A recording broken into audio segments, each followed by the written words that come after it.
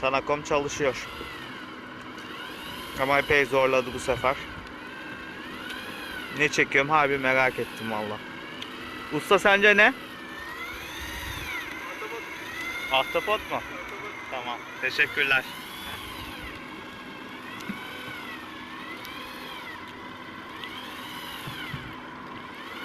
Gerekli kalama ayarını yaptık. Yavaş yavaş çekiyoruz acele etmeden. Kamışın ucunu görüyorsunuz. Şu anda meraktan ölüyorum de. Ne acaba? Kalbim atıyor küt küt. Ve Tanakom sonuca ulaştı. Bir damız geldi. Patlamış bir şekilde yavaş yavaş geliyor.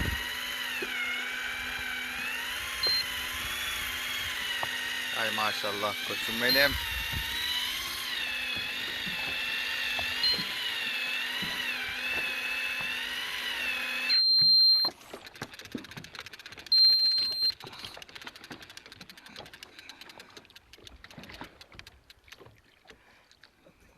Müsaadenizle ben bunu bir alayım.